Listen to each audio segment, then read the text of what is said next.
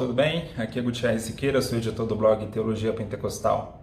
Hoje eu quero falar sobre o crescimento do pentecostalismo, desde que ele nasceu ali. Se a gente procurar uma data marcante, no dia 1º de janeiro de 1901, com o avivamento na escola em Topeka, no Kansas, ou também em 1906, com o avivamento na rua Azusa. O fato é que o pentecostalismo cresceu muito. A gente está falando aí de grupos pequenos que aconteceram no interior dos Estados Unidos, no caso ali em 1900 e 1901, e também que ocorreu na cidade de Los Angeles em 1906. O fato é que esse grupo pequeno, ele explodiu. Basicamente hoje há entre 600 a 800 milhões de pentecostais pelo mundo. Há uma previsão, uma projeção que haverá 1 bilhão de pentecostais em 2025. É um crescimento estrondoso. O Philip Yancey, autor do livro A Próxima Cristandade, da editora Record, publicado aqui no Brasil por essa editora. Philip Yancey, que é um historiador da religião muito respeitado, ele é anglicano, de tradição anglicana, e em um trecho lá do livro dele, ele fala que esse crescimento do pentecostalismo é algo inexplicável.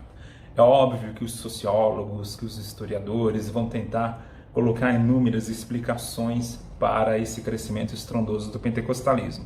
Mas o fato é que o pentecostalismo é o movimento cristão de maior crescimento em toda a história da igreja.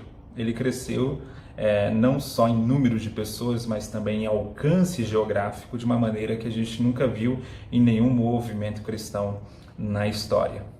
Crescimento, obviamente, não é necessariamente sinal de amadurecimento, sinal de qualidade. Obviamente que o crescimento muitas vezes atrapalha a qualidade, porque quando algo cresce demais é muito mais difícil de organizar, difícil de controlar, difícil de deixar dentro de um padrão. Isso é fato.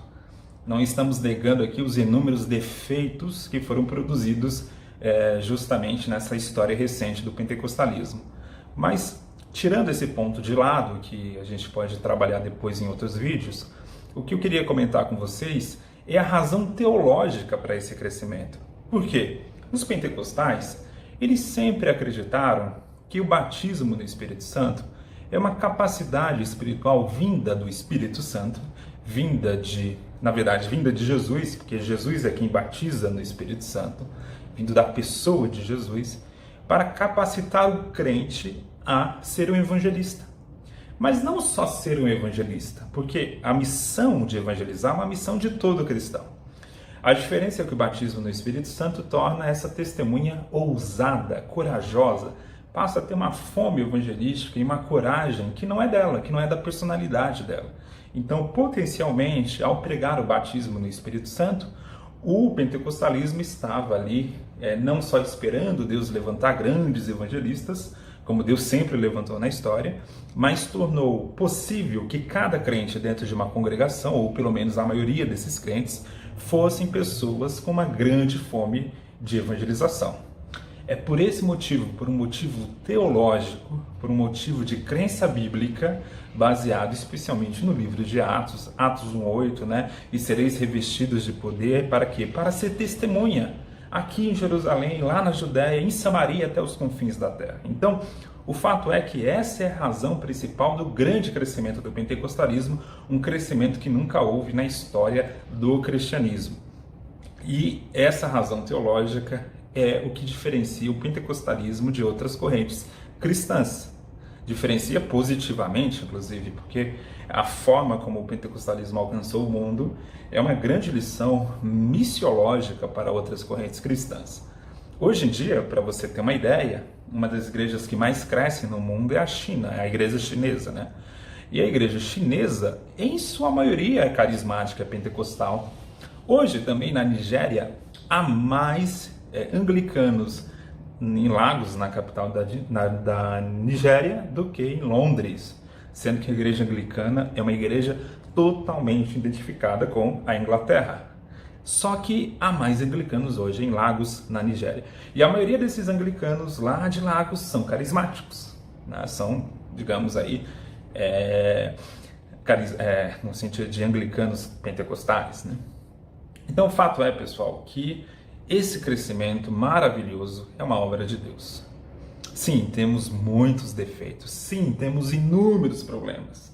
Mas justamente um dos problemas, que é um problema positivo, se deve ao crescimento estrondoso que o pentecostalismo teve e ainda tem. O fato é que, por exemplo, um movimento hoje como o chamado novo calvinismo, né? Se você olhar, o chamado neocalvinismo, desculpa, se você olhar o crescimento dele depende basicamente de pentecostais aderindo ao calvinismo. Não são pessoas que não conhecem a Deus e que de repente encontraram o evangelho através deles, não. São pessoas que passaram por igrejas pentecostais e eles comemoram isso e tal. E até isso eu tenho ajudado outras tradições, embora há também uma reação agora, e graças a Deus por isso, de pentecostais buscando as suas raízes não só pentecostais, mas também raízes arminianas, porque embora o pentecostalismo não dependa de uma corrente soteriológica específica, é bem verdade que a maioria dos pentecostais no mundo eram de correntes mais arminianas do que reformadas.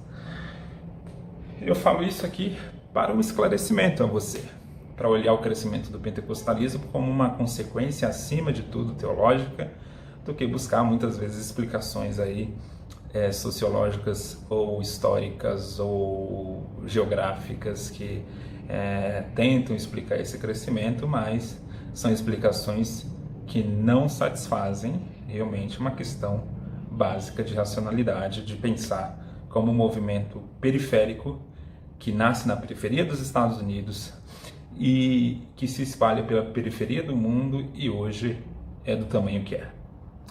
Deus abençoe a todos vocês. Até o próximo vídeo aqui no canal, do meu canal, do Gutierrez Sequeira, e no blog também Teologia Pentecostal. Um abraço a todos. Tchau, tchau.